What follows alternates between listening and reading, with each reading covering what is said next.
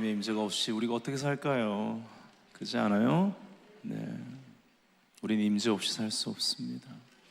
우리 모두가 지금 하나님의 얼굴 앞에 있습니다. 파님, 임재를 뜻하는 단어, 얼굴 앞, 면전. 할렐루야.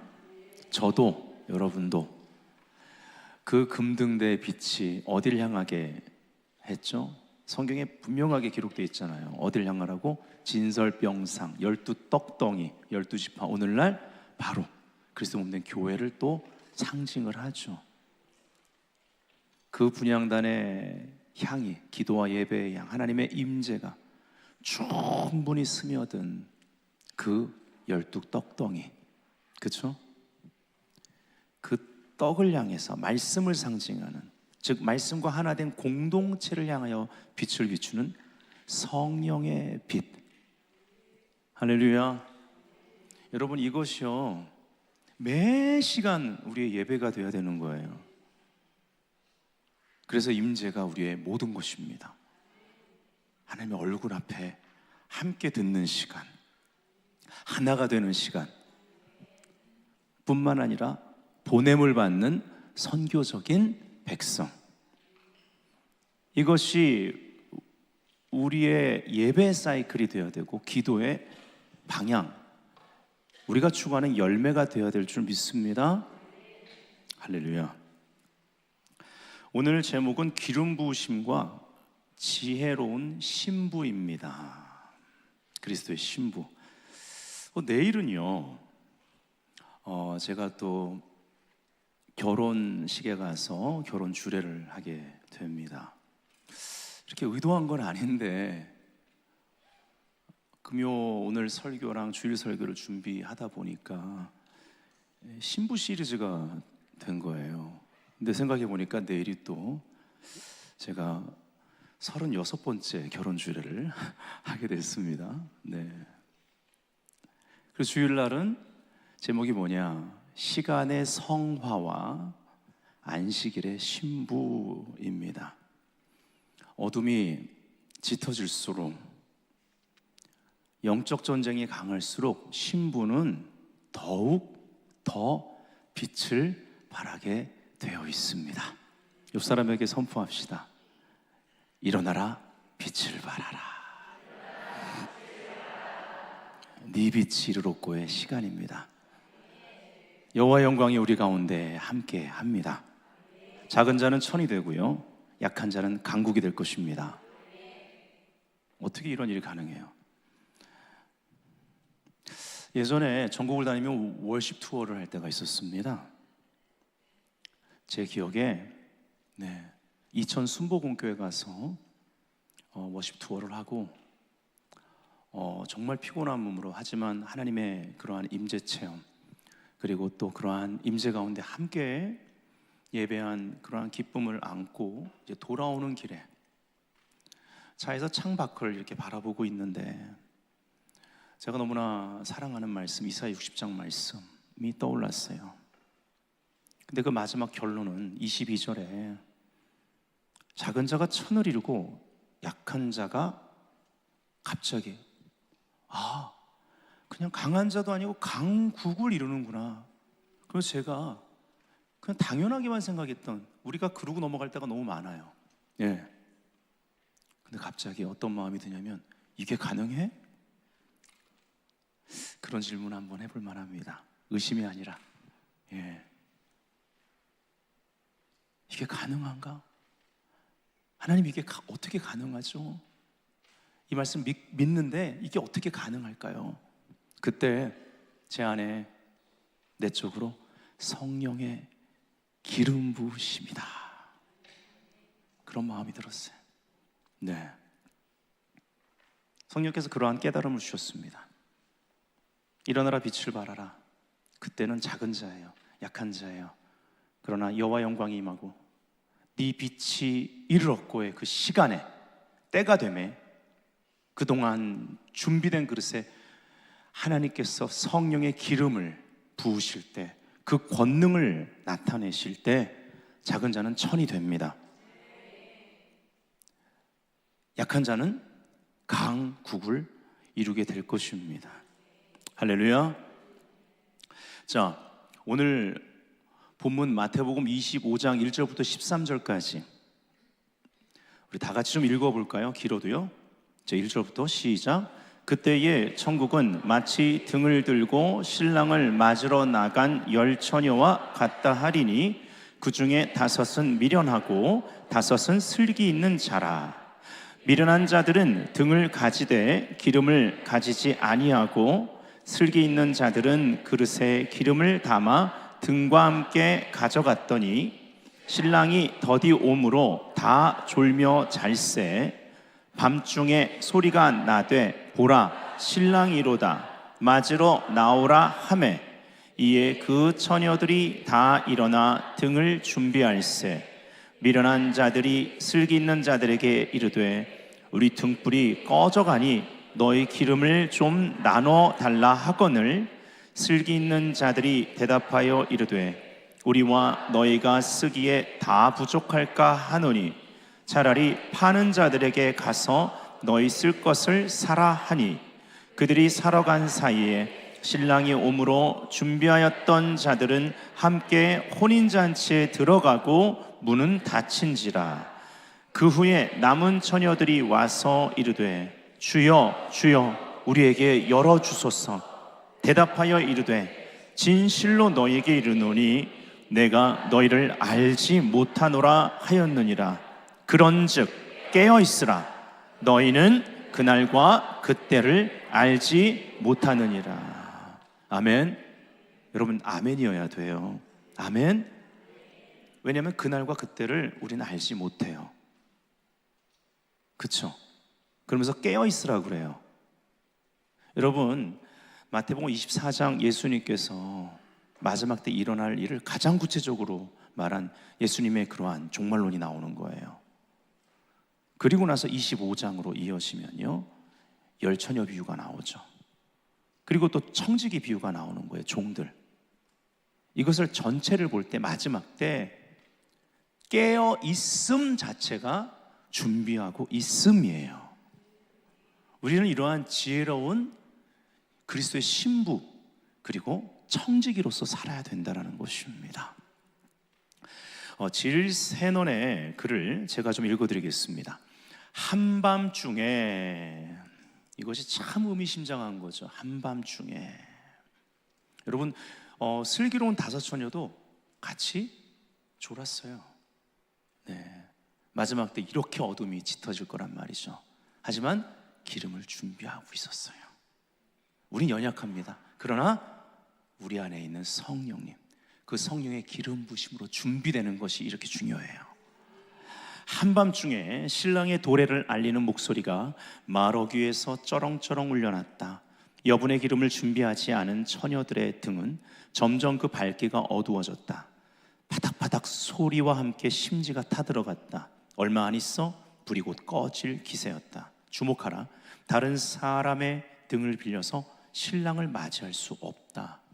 각 사람은 자신이 준비한 등불을 들고 신랑을 맞이하러 가야 한다. 부부가 한 사람 대표한다고 나머지도 책임져지는 게 아니라는 거예요. 각각입니다. 예, 아시겠죠? 네. 학교도 그렇잖아요. 예를 들어 부부가 함께 학교를 간다고 합시다. 예, 대학을 간다고 해보세요. 근데 한 사람이 대표로 공부한다고 나머지 남편이 대표로 공부한다고 아내가 학점은 받지는 않습니다. 예. 그래서 우리가 각각이라는 점을 인식해야 돼요. 5처녀가 들고 있는 등불을 밝기가 점점 약해졌다. 따라서 그 주변도 어두워졌다. 이에 그들은 슬기로운 처녀들에게 가서 사정을 한다. 너희 기름을 좀 나눠줬으면 좋겠어. 마지막 날 우리는 악한 마귀의 유혹, 순교의 위협과 대면하여 영적 전쟁을 해야 한다. 그동안 마음속 깊이 저장해둔 보물은 이 싸움을 싸우기 위한 준비였다. 그러므로 그것을 다른 사람과 나눌 수는 없다. 준비하지 못한 사람들이 불쌍하다고 해서 그들에게 보물을 나눠 주어서는 안 된다. 줄 수도 없는 거죠. 마지막 날에는 저장해 놓은 모든 영적 자원을 총동원해야 한다. 그러므로 다른 사람과 나누고 싶어도 그렇게 할 수 없는 것이다. 마지막 날 여러분의 기름은 나눠 쓰기 위한 용도가 아니다. 이게 중요한 거예요. 우리 모두는 이 비유에서 동일한 경고의 말씀을 받았다. 그러므로 준비했는지의 여부를 두고 우리 모두는 주님으로부터 책임 추궁을 받게 될 것이다. 아멘이십니까? 여기 슬기로운 처녀, 어리석은 처녀 다섯씩 나옵니다. 슬기로운 처녀, 지혜로운 처녀. 이 지혜롭다. 여러분, 성경의 지혜는 여호와를 경외함으로 시작된다고 말하고 있죠. 또 경외함에 대해서 얘기할 때 여호와의 친밀함이 경외하는 자에게 있다고 했어요. 그러니까 지혜로운 처녀는 신부를 상징합니다. 그러면 하나님을 경외하는 신부의 모습은 이 본문에서 어떻게 묘사되고 있느냐? 마태복음 25장 3절 4절에 미련한 자들은 등을 가지되 기름을 가지지 않았다고 말하고요, 슬기 있는 자들은 그릇에 기름을 담아 등과 함께 가져갔더니 라고 말합니다. 지혜로운 신부는요 늘 기름을 준비하고 있습니다. 쉽게 말씀드리면 그리스도인답게 사는 것을 말하는 것입니다. 그리스도, 기름 부음 받은 자와 늘 연합된 자로서 살아냈다는 거예요. 이것이 우리 교회의 아주 중요한 가치 중 하나입니다. 기름 부음이 모든 것이 되는 교회. 따라합시다. 기름 부음이 모든 것이 되는 교회. 왜 이렇게 기름 부음 하나? 여러분, 기름 부음이라는 단어가요 생각보다 한국교회에 널리 퍼지게 된 지가 얼마 안 됐습니다. 아직도 전통적인 교회들은요 기름 부음이라는 단어를 잘 안 써요. 이게 어떤 면에서는 마귀에게 영적 공격을 받은 거라고 볼 수가 있어요. 여러분, 기름 부음이 얼마나 중요한 줄 아십니까? 구약은 말할 거 없고요, 구약은 절대적이고요. 그럼 신약은 아닌가요? 신약은 항상 히브리서에서 얘기하는 대로 구약보다 더 탁월하고 더 풍성하고 더 놀라운 것입니다.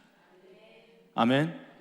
네, 신약이 훨씬 더 확장된 개념이에요.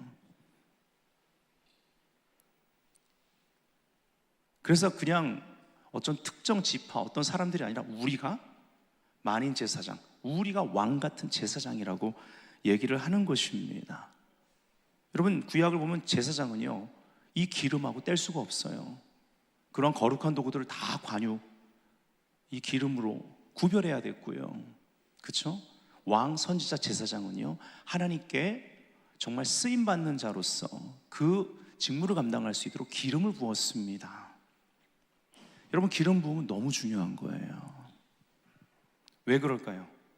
교회가 그리스도의 몸이잖아요. 그리스도, 기름 부음 받은 자의 몸이기 때문에 시편 133편에 아론의 수염으로부터 그 기름이, 보배로운 기름이 옷깃까지 흘러내린 같으며 대제사장, 바로 예수 그리스도를 예표하죠. 그리스도의 몸 전체에 그 머리에 부은 기름이 옷깃까지 몸 전체에 흘러내리는 것을 보고 형제가 연합하여 동감이 어찌 그리 선하고 아름다운고 그 보배로운 기름 부음이 하면서 몸 전체에 흘러내렸다, 이렇게 말하는 거예요. 형제애를 말하죠. 주기도문의 시작, 하늘에 계신 우리 아버지여 할 때 아버지라는 단어가 나오잖아요.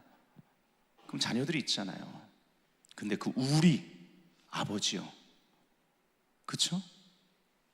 형제를 말하는 거예요. 하늘에 속한 형제, 이것이 이 땅의 하나님의 가족 가운데, 바로 가족인 교회 가운데 나타나야만 합니다. 혈연보다, 지연보다 더 강한 결속력으로 사탄이 그래서 이걸 공격하는 거예요. 하나님의 가족은요 하나님의 군대입니다. 이 형제애가 온전해지면, 이따가 이 형제애에 대해서 보여드리겠지만, 형제애 이 결속력이, 하늘의 형제애가 이 땅에서 온전하게 나타나면요 그 시편 133편의 보배로운 기름 부음이 나타나는 거예요. 여기서 승리가 있습니다. 여기에 치유가 있습니다. 부흥이 시작되는 줄 믿습니다. 아멘. 예. 교회는요, 그래서 모든 활동에 기름 부으심이 있어야 되는 거예요. 기도에도 기름 부음이 있어야 되고, 찬양을 인도해도 기름 부음이 있어야 되는 거예요. 가르쳐도 기름 부음이 있어야 되는 거예요. 무슨 말이에요? 교사들은, 여기 주일학교 선생님들은 날마다 기도하셔야 돼요. 내가 아이들 공과 가르칠 때 교사의 은사를 주세요. 교사의 기름을 부어주세요. 기름 부음이란 건 단순하다고 말씀드렸잖아요.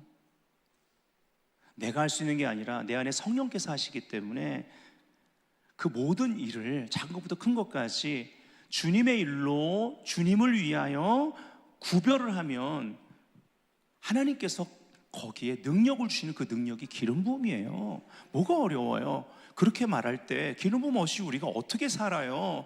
제가 기름 부음 없이 어떻게 여기서 말씀을 전해요? 못해요. 엄민용 못해요.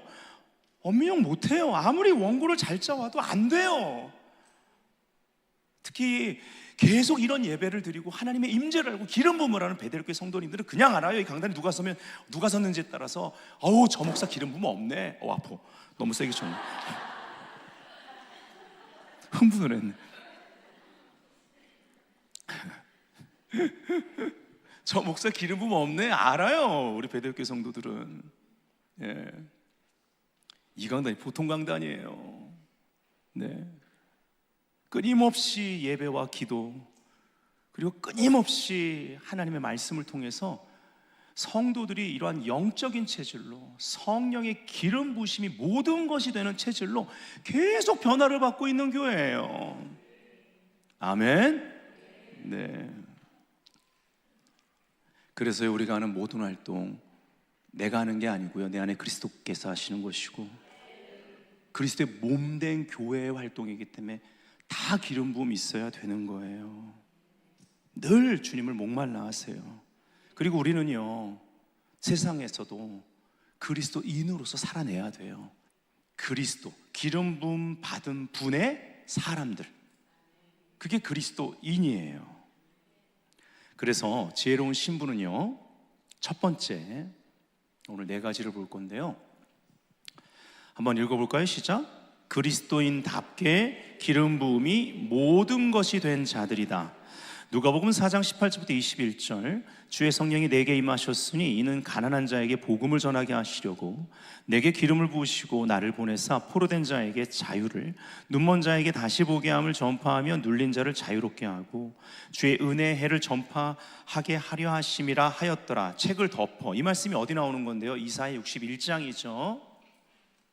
여러분, 이 본문이요, 이사야 61장 말씀 파피루스를 피시고 읽으신 다음에 뭐라고 그러시냐면, 책을 덮고 그 맡은 자에게 주시면서 앉으시니 회당에 있는 자들이 다 주목하여 보더라. 그때 예수님 뭐라고 그러세요?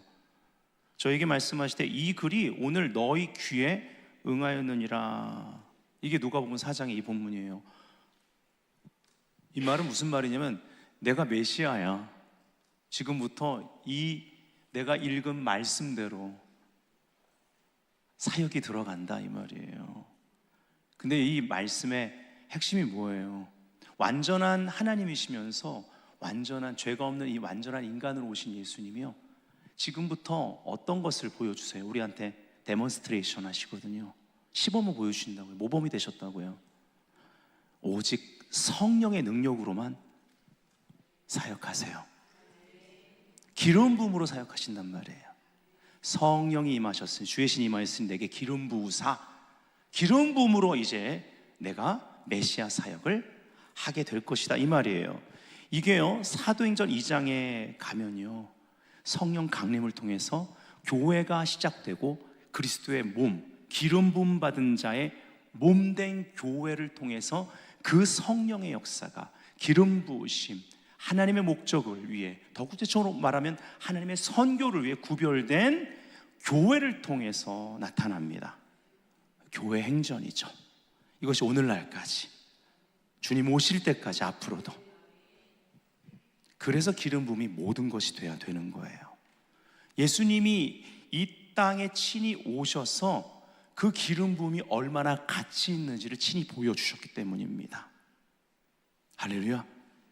히브리 말로는 기름 부음 받은 자는 메시아, 그리고 우리에게 익숙한 건 헬라어죠. 그리스도, 기름 부음 받은 자. 우리는요, 그리스도인. 그리스도인이라고 부른 게 어디에서 제일 먼저 그리스도인이라는 별명이 붙여졌죠?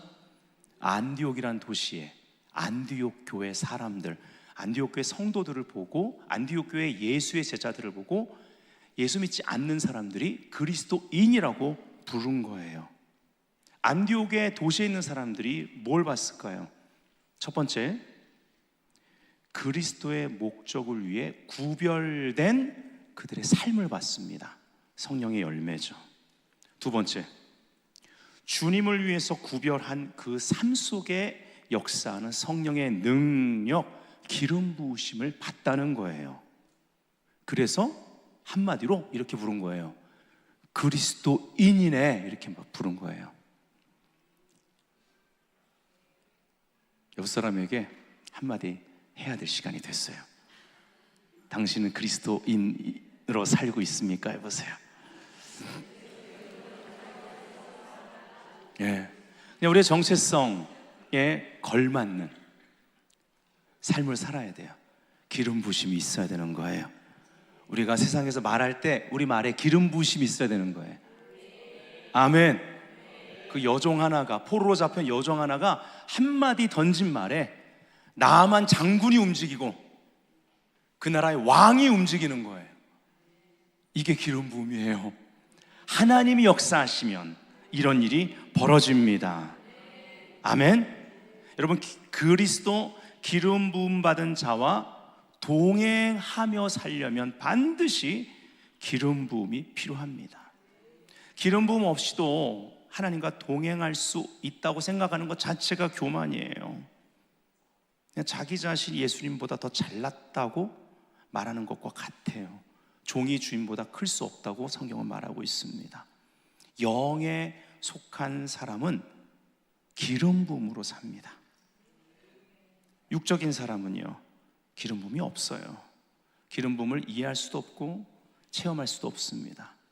혼적인 사람은요, 혼의 잠재력으로 기름 부음을 모방하려고 하고 대체시킵니다. 이걸 대체 신학이라고 안 하고 제가 대체 신앙이라고 하잖아요. 대체 신앙 버려야 합니다. 자, 구약에서 기름 부음은요, 봉헌됨, 권한의 위임을 뜻했습니다. 그래서 하나님의 목적을 위해서 구별된 사람, 헌신된 사람에게 하나님은 그 목적을 이룰 수 있도록 권세를 주시고 또 기름 부으심 능력을 주셨습니다. 심지어 삼손 같은 사람도 그가 부르셨을 때 다시 하나님의 목적을 위해 그 권세와 기름 부음을 회복시켜 주셨다는 거예요. 신약에 가면 예수님의 가르침에 권세가 있었고 기름 부음이 나타났습니다. 능력이 나타났습니다. 그래서 병자가 고침을 받고 귀신이 떠났습니다. 초대교회 사도들의 가르침에도 권세가 있었고 기름 부음이 나타났습니다. 권세와 기름 부음은 함께 갑니다. 단순해요. 하나님의 목적에 헌신되면 기름 부음이 그냥 따라다니는 거예요. 어렵지 않습니다. 네. 어려운 건 이 자아가 하나님의 목적에 헌신하지 않을 뿐입니다. 얼마나 어려웠는지 하나님의 아들이 십자가에 달려 죽임 당하셨습니다.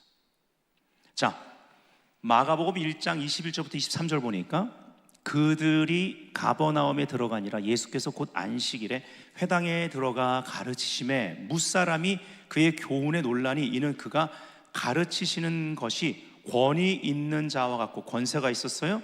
서기관들과 같이 아니함일러라. 여러분, 이게 기름 부음의 차이입니다. 우리 소리 가운데 기름 부음이 있느냐 없느냐. 여러분, 너무 혼적인 예배, 감정만 터치하는 예배에 익숙해지면 기름 부음을 분별을 못해요. 그냥 울면은 기름 부음이 임했나 보다, 하나님의 임재가 있나 보다 착각하게 되는 거예요. 사실은 이것이 한국교회의 찬양과 경배에서 반드시 돌파되어야 될 부분입니다. 너무 혼을 자극하는 찬양과 경배. 멜로디 자체가 그래요. 그래서 저희 교회 처음 오신 분들은 찬양 적응하기가 쉽지는 않습니다. 근데 이게 우리 교회 사명이기 때문에 어쩔 수 없습니다. 혼을 부인하세요. 그리고 나서는 이런 기름 부으심 하나님의 임재 안에서 예배하는 것을 경험하면요, 이전으로 돌아갈 수가 없습니다. 그런 혼적인 예배, 혼적인 것을 자극하는 예배에서요, 예배를 감당을 못해요.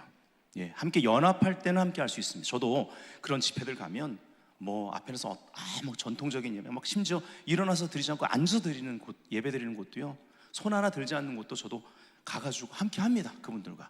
왜요? 연합이 중요합니다. 연합해야 겸손한 사람입니다. 하지만 그거를 즐겨 그런 장소에 예배하러 가진 않습니다. 더 강력한 임재를, 더 깊은 하나님의 임재를 경험해버렸기 때문에 어쩔 수 없잖아요. 자, 다시요. 서기관들과 같지 않았어요. 마침 그들의 회당에 더러운 귀신 들린 사람이 있어 소리질러 이르되, 예수님이 어떻게 해요? 조용해, 가. 끝났어요. 진짜 그러셨잖아요. 성경에 잠잠하라 이렇게. 자, 마가복음 1장 27절. 그래서요, 다 놀라 서로 물어 이르되 이는 어찌미냐? 권위 있는 새 교훈이로다. 더러운 귀신들에게 명한즉 순종하는도다. 이 더러운 귀신이 뭐예요? 부정한 귀신. 이 더러운이란 단어가 종교적인 단어입니다. 부정한이란 뜻이에요. 그러니까 예수님이 가르치실 때 그곳에 성령의 기름 부으심이 함께하니까, 그 거룩한 영이 함께하니까 그건 떠날 수밖에 없는 거예요. 여러분, 거룩이 권세입니다. 거룩은 어떻게 와요? 다시 말씀드릴게요. 계속 반복해야 돼요. 하나님의 목적에 구별하면 성령이 임하셔서 우리에게 기름을 부으세요. 악한 자가 만지질 못하는 거예요. 왜요? 내가 구별했고 하나님이 기름을 부었으니까. 거룩한 관유로 나의 도구라고 했기 때문에 악한 자가 만질 수가 없는 거예요. 접근할 수가 없는 거예요. 할렐루야. 그러니까 그곳에 있던 어둠은 떠나야 되는 거예요. 할렐루야. 예수님은요, 이 기름 부음이요, 아버지와의 관계로부터 온다고 말씀하시거든요. 요한복음 5장 19절 다 같이 읽어봐요. 시작. 그러므로 예수께서 그들에게 이르시되 내가 진실로 진실로 너희에게 이르노니 아들이 아버지께서 하시는 일을 보지 않고는 아무것도 스스로 할 수 없나니 아버지께서 행하시는 그것을 아들도 그와 같이 행하느니라. 아멘. 여러분, 말씀을 믿는다는 것은 그 말씀에 증인되는 겁니다. 증인, 법정 용어잖아요. 파워가 있다라는 거예요. 이것은 성령 하나님의 일입니다. 사도행전 1장 8절. 그래서 성령이 너에게 임하시면 너희가 뭘 받아요? 권능, 기름 부으심. 원리는 항상 같아요. 성령이 임하시면 권능을, 기름 부음을 받아요. 주의 신이 내게 임하였으니 내게 기름 부으사. 그쵸? 가브리엘이 마리아에게 뭐라고 그래요? 성령이 너에게 임하시면 지극히 높으시니 능력이 널 덮으시리니. 할렐루야. 원리는 같아요. 그래서 성령이 임하시려면 어떻게 한다고요? 하나님의 목적을 발견하고 그 다음 구별. 제가 감정 상태가 좀 이랬어요. 그거 어떻게 해결할 건데요? 근데 성령 우리 안에 계시잖아요. 계속 그 감정 가지고 씨름하는 육의 소욕, 그냥 혼내 그러한 진흙탕에서 뒹구실 거예요? 아니잖아요. 이 감정을 치유하고 또 감정이 어떠한가 상관없이 전진할 수 있도록 하는 능력은 우리 안에 성령의 기름 부심, 그것이 열쇠라는 거예요. 아멘? 그냥 구별하면 되는 거예요.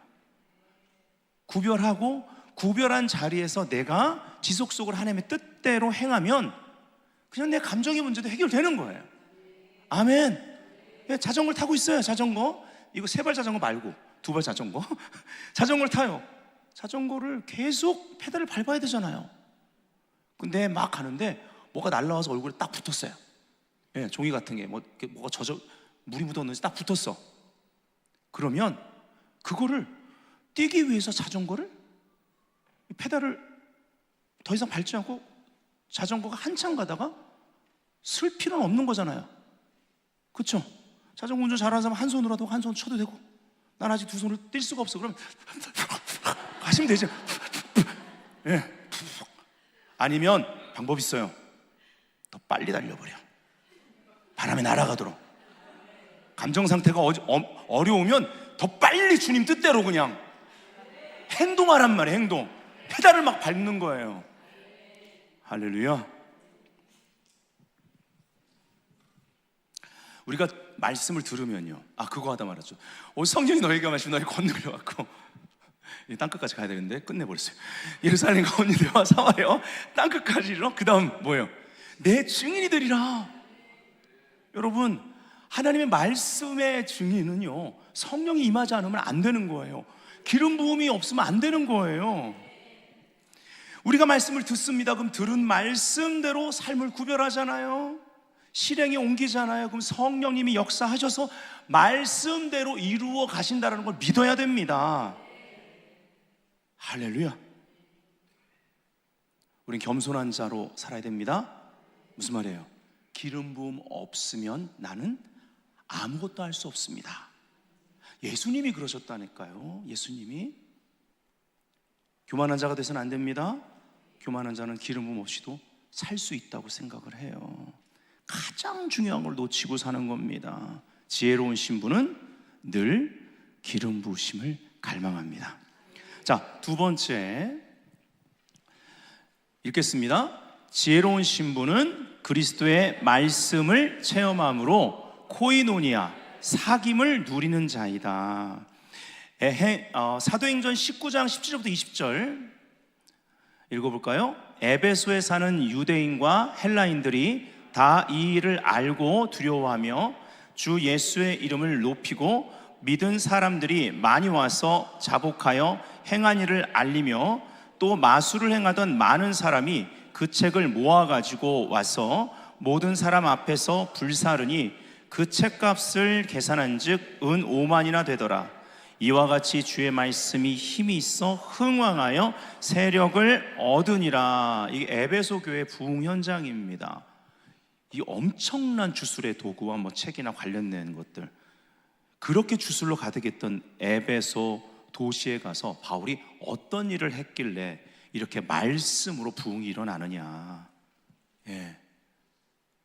성경은요, 제자들을 따로 세우고 그들을 중심으로 말씀을 끊임없이 강론했다고. 그래서요, 이 손수건만 얹어도 치유와 또 축사가 일어날 정도로 신기한 능력이 나타났다고 말하고 있습니다. 어떻게 손수건을 얹었는데 그런 일이 벌어집니까? 예, 일반적인 손수건이 아니겠죠. 부적대기가 아닌 거예요. 예, 손수건 자체가 아닙니다. 바울과 함께하는 성령님의 그 기름 부으심이 심지어 그 손수건까지 있었다라는 거예요. 아멘. 예. 심지어 엘리사가 죽은 지 1년이 됐는데 도둑이 놀래가지고 그 시체를 그냥 던졌는데 그게 마침 엘리사의 굴로 또르륵 굴러가잖아요. 그 엘리사가 죽은 지 1년 된 뼈에 역사하는 남아있는 그 하나님의 임재, 그 기름 부으심이 닿자마자 그 시체가 부활했다는 거 아니겠습니까? 엄민영 목사 이야기가 아니라 성경에 나오는 실화 아니겠습니까? 간증 아니겠습니까? 여러분, 기름 부으심은 능력이 있습니다. 할렐루야. 네. 계시록 2장 4절에요. 근데 에베소 교회를 향해 이렇게 얘기합니다. 그러나 너를 책망할 것이 있나니 너의 처음 사랑을 버렸느니라. 에베소 교회의 첫사랑이 뭐예요? 말씀을 향한 사랑이었습니다. 예수님을 향한 사랑이었습니다. 그걸 버렸다라는 거예요. 여러분, 그 본문을 보면요, 에베소 교회 나름 괜찮은 교회입니다. 근데요, 처음 사랑을 버렸어요. 여전히 겉으로 볼 때 교회가 잘 되는 것 같고 형제 애가 있어 보였지만 그 형제 애는 인본주의였습니다. 모조품이에요. 여러분, 이것을 조심해야만 합니다. 자, 요한일서 1장 1절 다 같이 읽어봐요. 시작. 태초부터 있는 생명의 말씀에 관하여는 우리가 들은 바요 눈으로 본 바요 자세히 보고 우리의 손으로 만진 바라에서 자세히 보고라는 뜻이 헬라어로 데아오마이, 가까이서 보다, 방문하다, 만나다, 보러 가다라는 뜻입니다. 그래서 말씀이 생생하게 체험되어질 정도로, 손으로 만져질 정도로 그렇게 체험하는 과정이 처음에 들었죠. 이제 믿음이 생깁니다. 눈으로 보는 거죠. 근데 자세히 보고가 있어요. 하나님의 임재 가운데 더 가까이 나아가야 돼요. 그 말씀의 실체 대신 예수님을 향하여서. 아멘. 만나야 합니다. 그때 체험되어지는 거예요. 만져지는 거예요. 텐저블. 아멘. 만져지는 거예요. 바로 이 과정을 통해서 아까도 에베소 교회 말씀이 흥왕했다고 그랬잖아요. 말씀을 통해 하나님을 만나는 거예요. 말씀이신 하나님을 실체를 경험하는 거예요. 여기에 코이노니아라는 단어, 사귐이라는 단어가 나옵니다. 아버지와 아들의 사귐 안으로 들어가는 거죠. 자, 1장 3절 다 같이 시작. 우리가 보고 들은 바를 너희에게도 전함은 너희로 우리와 사귐이 있게 하려 함이니 우리의 사귐은 아버지와 그의 아들 예수 그리스도와 더불어 누림이라, 이렇게 말하고 있습니다. 우리가 하나님의 형상을 닮아갈수록요 형제애가 달라지는 거예요. 아까 시편 143편에 대해서 말씀드렸습니다. 그때 허락하시는 그 기름 부심, 몸 전체를 덮는 연합시키는 기름 부심이 보배롭다고 말씀하시는 거죠. 자, 여기서 우리가 언약궤, 특별히 속죄소에 대해서 좀 말씀드리려고 합니다. 의자 2개만 가져오세요. 예, 의자 2개만. 네. 아, 이쪽이 넓어 좋네요. 여기다가. 예, 네, 좋습니다. 좋습니다. 예, 좋습니다. 네, 됐어요. 자, 여러분, 언약궤, 법궤라고도 하지 않습니까? 밑에 박스가 있습니다. 씨띠나무, 아카시아가인데 그 광야를 다니다 보니까 볼품없는, 잘 목재로 쓰지도 않는, 근데 그 나무가 쓰임 받은 거죠. 예, 그 씨띠나무, 조각목이라고도 하죠. 또 성경에는 그걸로 박스를 짠 다음에 정금을 입힙니다. 씨띠나무, 조각목은 인성. 근데 우리가 신의 성품에 참여하게 됐잖아요. 금을 입힌 건 신성. 그리고 거기 뚜껑이 있어요. 뚜껑은 우리가 속죄소라고 합니다. 뚜껑은 2파트로 나뉘죠. 그러니까 언약궤는 조금 엄격히 따지면 3파트로 나누는 거예요. 박스가 있고, 예, 그 안에 뭐가 들었죠? 예, 아론의 쌍난 지팡이, 십계명 2돌판, 그 다음에 만나 항아리, 3가지가 있어요. 자, 그리고 뚜껑이 있죠. 뚜껑과 이 그룹은요 정금을 쳐서 만들었습니다. 자, 뚜껑이 있고, 그 다음 3번째 파트는 2 그룹이 서로 마주보고 있는 거예요. 아시죠?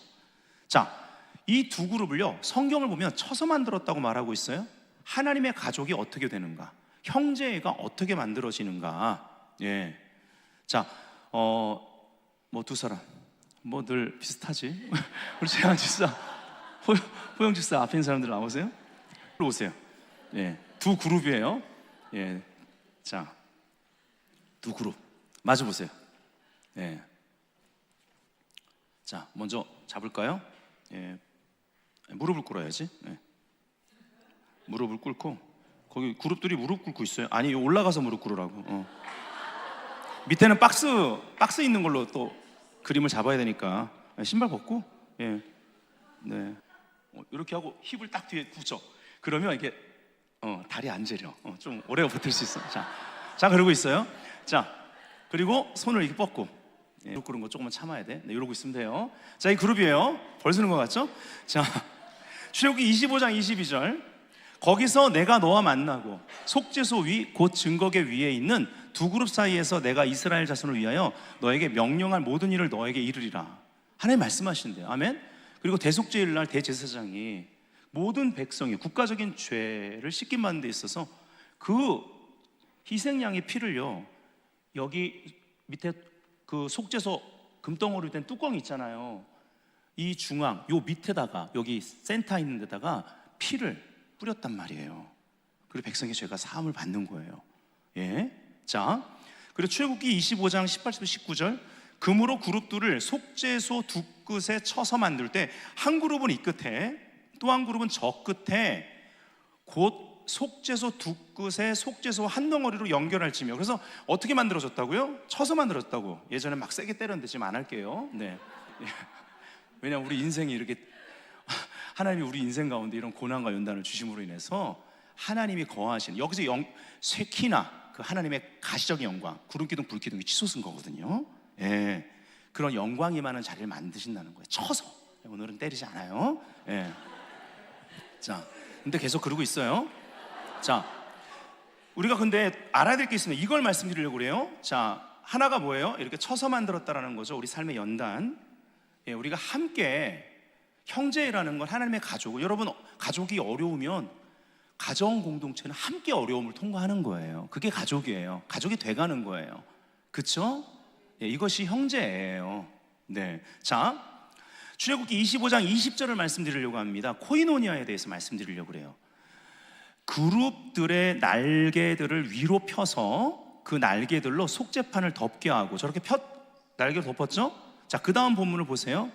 그룹들의 얼굴이 서로 마주보고 속죄판을 향하게 하고. 자, 여기서 서로라는 단어가요, 히브리 원문은 아흐예요. 형제라는 뜻이에요. 아하. 예. 그리고 또 마주보고에 해당되는 부분은 이쉬, 그리고 또 전치사, 향하다는 전치사까지 해서 나와요. 그래서 서로 마주보고를 히브리어 직역으로 하면 그 이쉬는 남자란 뜻도 있지만 각각의란 뜻이 있거든요. 그러니까 각각 형제를 향할 것이고 혹은 각각 이웃을 향할 것이고 라는 번역이 정확한 번역이에요. 그렇죠? 그래서 서로 이렇게 향하고 있잖아요. 예. 서로 향하는 거예요. 그런데 여기 하나 더 마주 보아요. 서로 형제를 향할 것이요 각각. 그런데 뒤에 얼굴 마주 보되 얼굴 방향은 속죄판을 향하게 하고라고 되어 있어요. 예, 벌써 딱 나오죠? 지금 둘이 여길 즉각 내가 읽을 때 딱 여길 보죠? 예, 하도 역학을 자주 해가지고. 이 자리가 어떤 자리예요? 첫째, 피가 뿌려지는 자리, 예수의 피를 보게 돼 있어요. 아멘. 예수의 피가 뿌려진 자리.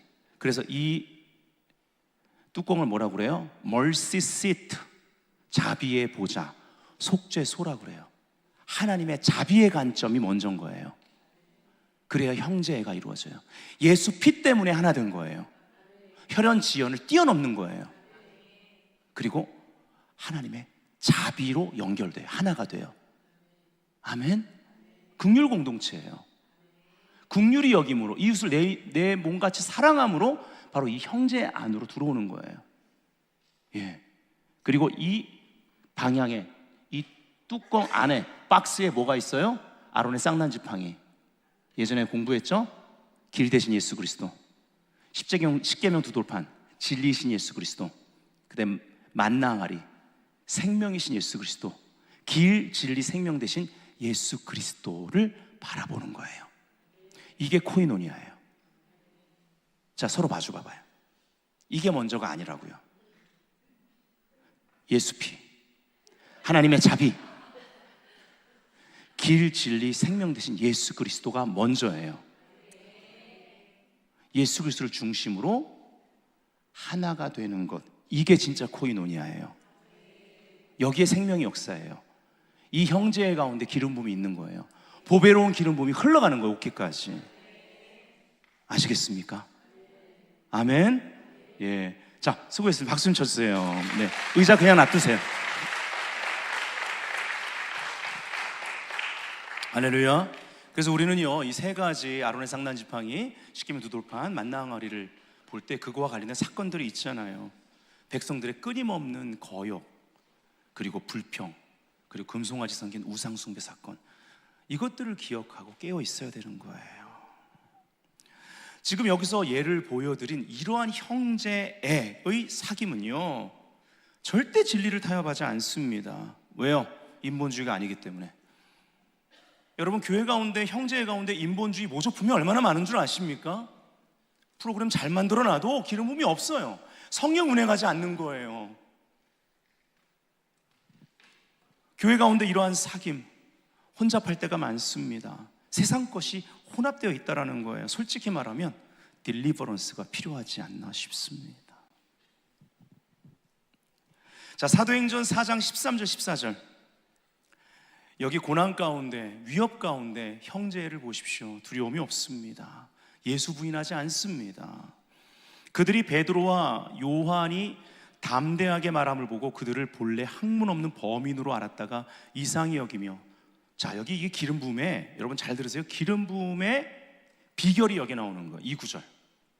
또 전에 예수와 함께 있던 줄도 알고, 예수와 함께 있던 줄도 알고, 예수님 따라다니는 그 제자들 형제에 예수님과 함께 있었기 때문에 기름 부음이 있는 거예요. 아멘. 우리 주님과의 관계를 통해서만 기름 부음이 역사합니다. 또 병 나은 사람이 그들과 함께 서 있는 것을 보고 비난할 말이 없는지라. 그리고 간증이 있잖아요. 열매가 있어요.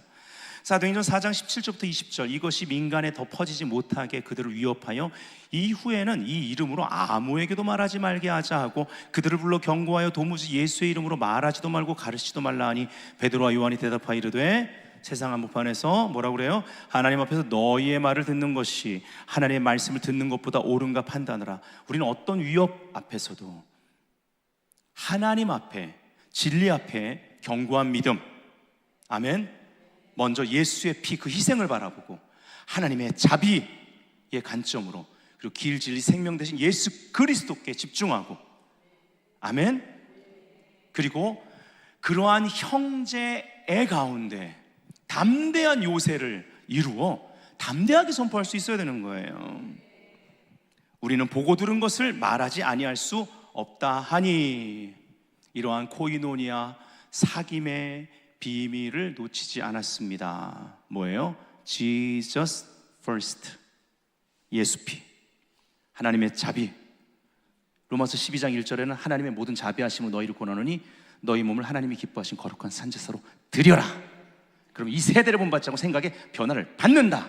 하나님의 선하시고 기뻐하시고 온전한 뜻이 무엇인지 분별하게 된다. 할렐루야. 예, 여러분 분별하잖아요. 분별하면 우리 생각 안에요, 빛이 들어와요. 섬광이 역사합니다.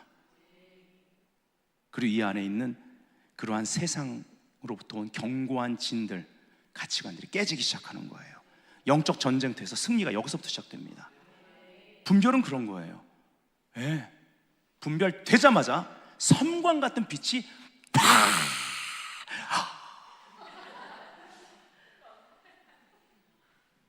예. 믿음의 세계가 열리는 거예요. 그리고 하나님의 파워, 기름 부음을 경험하는 거예요. 분별될 때마다 기름 부심이 강화됩니다. 능력을 경험하는 거예요. 아멘. 그리고 형제는 더 강력해집니다. 자, 이것이요, 하나님을 경외하는 신부들, 성도들의 옳은 행실입니다. 지혜로운 신부는 이 옷을 입고 있습니다. 이 옷을 절대 벗지 않습니다. 스데반 돌에 맞으면서도 이 옷을 벗지 않습니다. 이 옷을 입지 않으면 스데반이라도, 천연적인 사람 스데반은 순교 못합니다. 이 옷을 끝까지 벗지 않았기 때문에 예수님처럼 저들이 하는 일을 알지 못합니다 하고 그들을 용서할 수 있는 거야. 이건 사람의 힘이 아닙니다. 계시록 19장 7절 8절 보니까 이 옷이 나옵니다. 다 같이 읽어봐요. 시작. 우리가 즐거워하고 크게 기뻐하며 그에게 영광을 돌리세. 어린 양의 혼인기약이 이르렀고 그의 아내가 자신을 준비하였으므로 그에게 빛나고 깨끗한 세마포 옷을 입도록 허락하셨으니 이 세마포 옷은 성도들의 옳은 행실이로다. 빛나고 깨끗한 세마포, 바로 성도들의 옳은 행실입니다. 뭐가 선한 것입니까? 이건 인본주의적인 선을 얘기하는 게 아닙니다. 하나님만이 선하십니다. 여러분, 하나님만이 선하시지 않으면 예수님 십자가에서 죽으실 필요가 없는 거예요. 여러분, 정말 부탁드립니다. 예수 믿고 구원받아 교회 다니면서 하나님의 가족으로 부름받았는데, 하나님의 백성인데 인본주의적인 선을 강조하다가 예수님의 십자가의 죽으심을 헛되게 하는 말 하지 마세요. 그런 거에 좋아요 누르지 마세요. 댓글 달지 마세요. 거기에 부안해동하지 마세요, 제발. 이런 성도들이 너무나 많고 지금 한국교회 막 드러나고 있잖아요. 목사들도 다 드러나잖아요. 이제 곧 임계점이 옵니다. 일어나야 될 일이에요. 드러나야 될 시간이기 때문에. 앞으로 한국교회 어려운 일이 있을 겁니다. 하지만 감당해야 될 일이라면, 당해야 될 일이라면 당해야죠. 그러나 진정한 형제의 코이노니아 가운데 진정한 그리스도의 몸은 더 강력해질 겁니다. 빛이 더 강화될 것입니다. 작은 자가 천이 됩니다. 약한 자가 강국을 이룰 것입니다. 하늘에 계신 우리 아버지요. 아멘. 위를 보세요. 위를 보셔야 돼요. 여러분, 선한 일을 하는 사람은 많습니다. 그런데 하나님을 경외하지 않을 수 있다라는 거예요. 그럼 그들이 가진 지혜는 하나님으로부터 온, 야고보가 말한 위로부터 오는 지혜가 아닙니다. 분별력을 잃지 맙시다. 여러분, 분별력을 잃어버리면 기름 부음도 놓칩니다. 기름 부음의 옷이 벗겨지면 어느덧 세상영으로 옷을 입게 된다는 거예요. 그 옷 입고 우리가 신랑 예수 그리스도를 맞이할 수는 없는 겁니다. 이것이 오늘 본문, 어리석은 5 처녀의 모습일 수 있다는 거예요. 자, 3번째 읽겠습니다. 지혜로운 신부는 신랑이신 그리스도를 기다리는 자들이다. 누가복음은요, 메시아의 예수 그리스도의 초림을 기다리는 사람들로 시작합니다. 특히 복음서 중에 누가복음에요, 기다리는 사람들이 계속 나와요. 시몬, 안나 막 이렇게. 그렇게 시작했어요.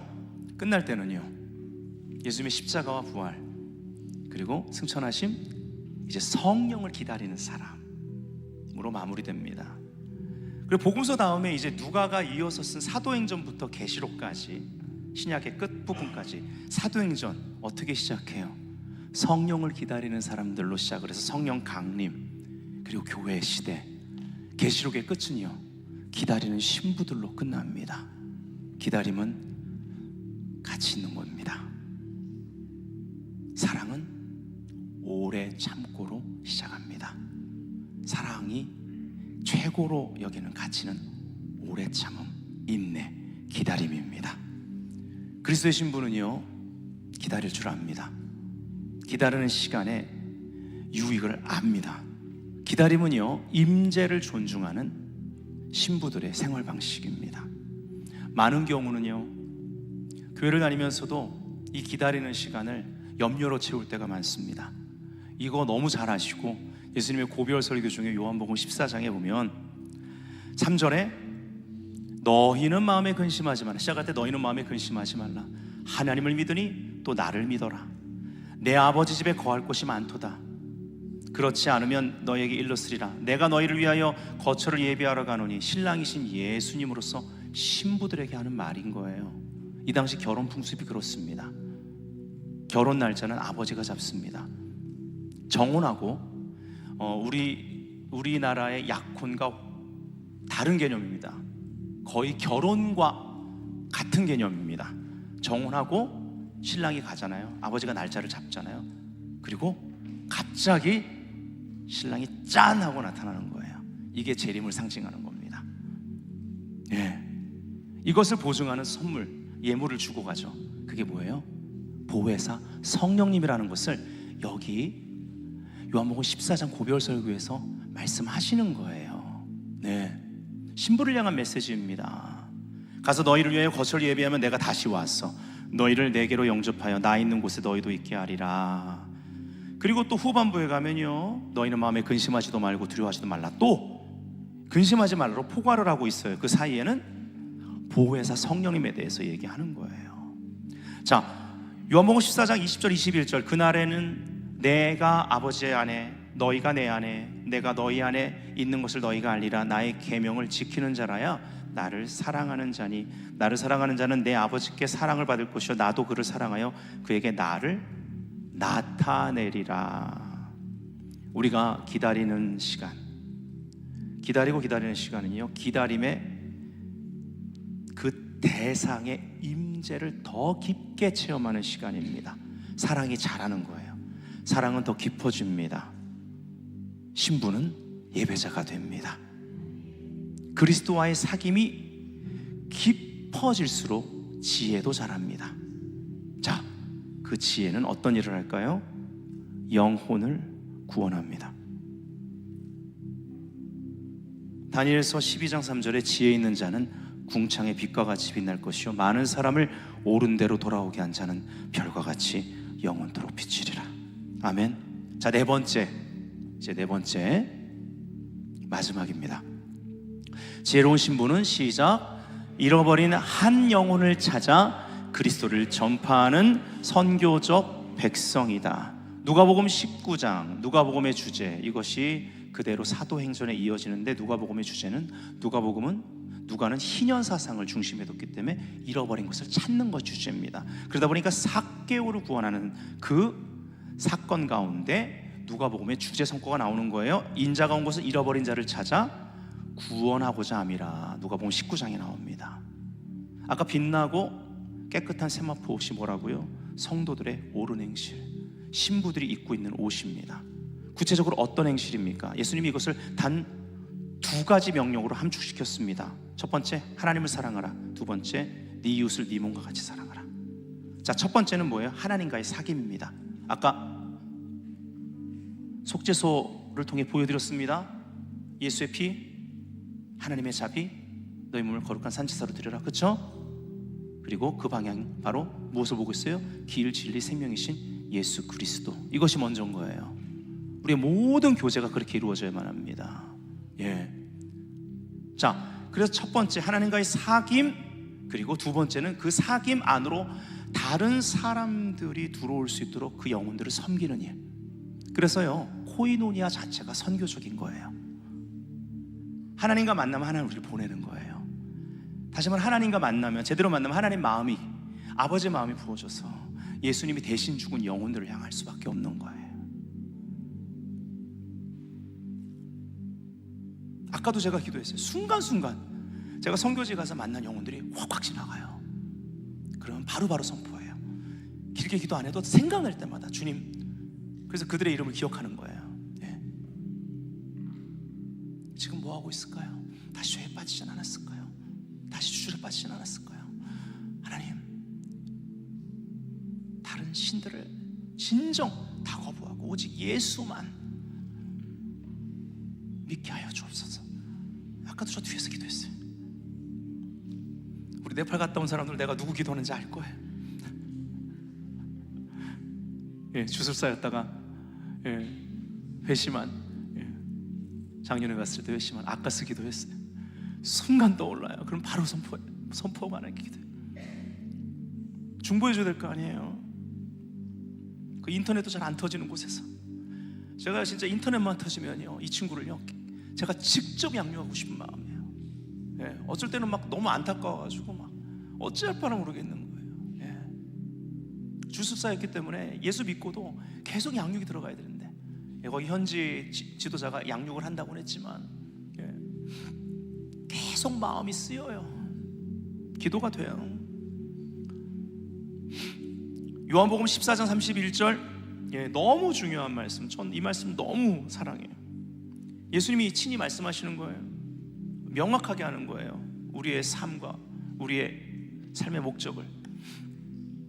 오직 두 가지예요. 내가 아버지를 사랑하는 것과, 이게 첫 번째 관계적 임재예요.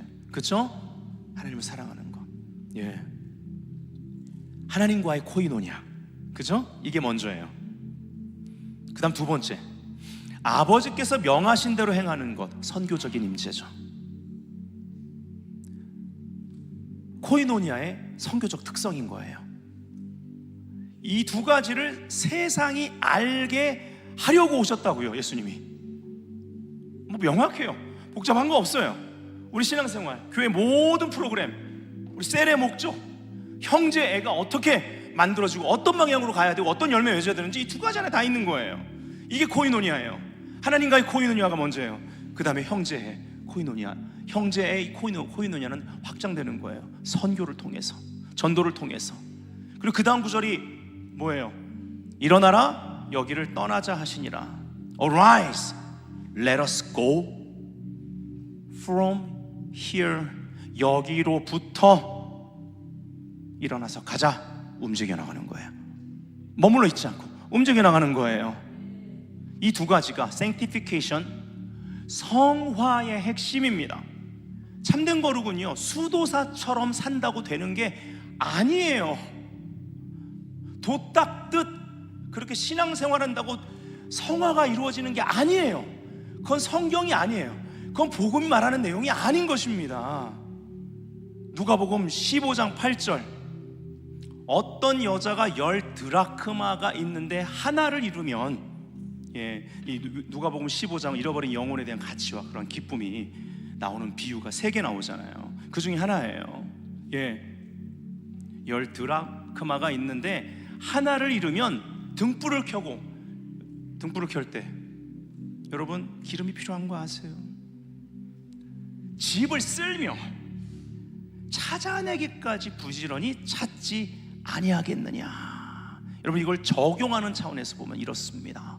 잃어버린 것을 찾으려고 청소를 하잖아요. 하나님이 찾게 하시는 과정이 있는데요, 청소를 열심히 하다 보면 깨끗해지는 거예요. 어디 있는지를 알지 못하니까 다 뒤지고 다 먼지 쓸고 깨끗하게 청소하는 거예요. 잃어버린 것을 찾는 과정과 성화, 거룩하게 변화를 받는 그 성화가 함께 이루어지는 거예요. 이게 하나님의 온전한, 즉 하나님이 우리를 온전케 하시는 하나님의 전략입니다. 성도들은요, 세속에 물들지 않도록 계속 깨어 있어야 됩니다. 그렇게 정결케 된 신부는요, 그 세상에 나가 끊임없이 영혼을 찾고 구원하는 일에 쓰임 받습니다. 이것을 위해 기름을 부으시기 때문에 그렇습니다. 금등대의 가운데간으로 기름이 부어지고 끊임없이 제사장이 하는 일은 이 기름이 계속 깨끗한 기름이 부어져서 이 나머지 관, 그래서 7개 전체가 그 기름 등잔이기 때문에 불이 계속 타올라야 됐어요. 기름이 부족하면 불똥이 생기고 그 시커먼 그름이 나는 거예요. 우리의 삶이, 우리의 신앙이 그렇지는 않습니까? 여러분 우리 교회 그런 그름이 나는 그러한 금등대의 빛이 있어서는 안 된다라는 거예요. 깨끗해야 되는 거예요. 이것이 지혜로운 신부의 모습입니다. 기름 부으심으로 준비되는 비결입니다. 우리 다 같이 눈을 감아 봅시다. 하나님이 우리 각자에게 오늘 하시는 말씀이 있습니다. 구별해야 될 것이 있습니다. 그러나 율법주의가 아니라 그리스도의 신부로서 주님을 사랑하기 때문에 성도의 옳은 행실이로다. 그 세마포 옷, 빛나고 깨끗한 세마포 옷, 신부의 옷, 기름 부음의 옷을 입고 우리가 다시 일어서야 될 시간입니다. 아멘. Arise, let us go from here. 기도하겠습니다. 주님, 오늘 코이노니아에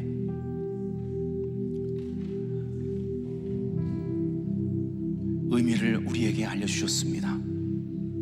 주의 거룩한 신부들이 이것을 삶 가운데 적용할 뿐만 아니라 열매를 맺게 하여 주옵소서.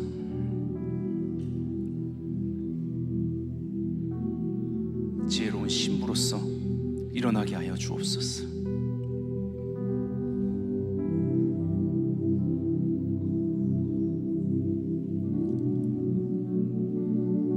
기름 부음이 모든 것이 되게 하여 주옵소서.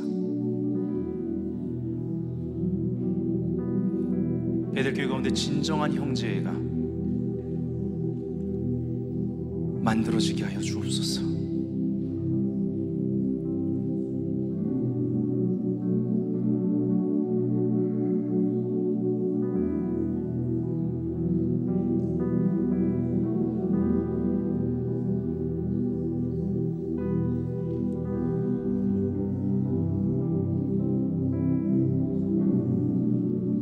예수 그리스도의 마음을, 신랑의 마음을 신부들에게 허락하여 주시옵소서.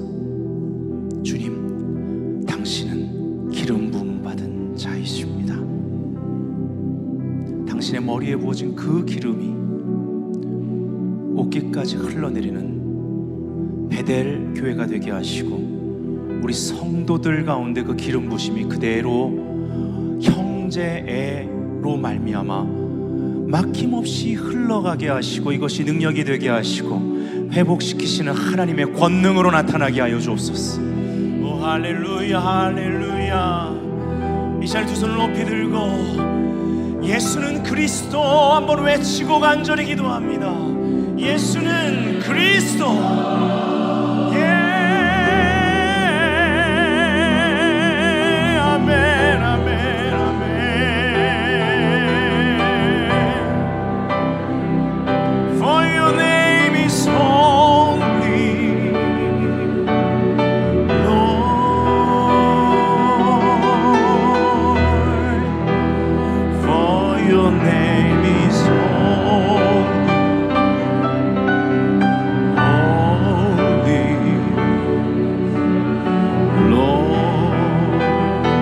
또한 이 시간에 잘못된 의존 관계가 오늘 하나님의 은혜로 말미암아 끊어져 나갈지어다. 교회를 다니면서도 사람에게 의존함으로 인하여 사람 때문에 상심하고, 사람 때문에 시험 들고, 사람 때문에 공허하고, 사람 때문에 좌지우지되는 그러한 의존성으로 말미암는 잘못된 코이노니아 관계가 오늘 하나님의 은혜로 떠나가고 예수 그리스도 안에서 형제애를 이루는 진정한 코이노니아의 하나님의 은혜가 임할지어다.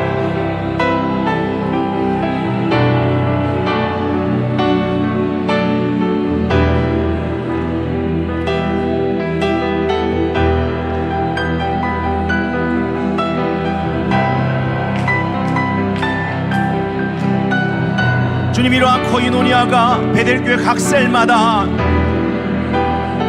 온전하게 만들어지기를 원합니다. 그러므로 각 셀 하나하나가 선교적 교회의 모델이 되는 미셔널 리바이벌을 경험하게 하여 주옵소서. 속죄소의 영광 안에서 세상 영이 침투할 수 없고 악한 자가 만질 수 없는 그러한 형제의 코이노니아가 있게 하여 주시옵소서.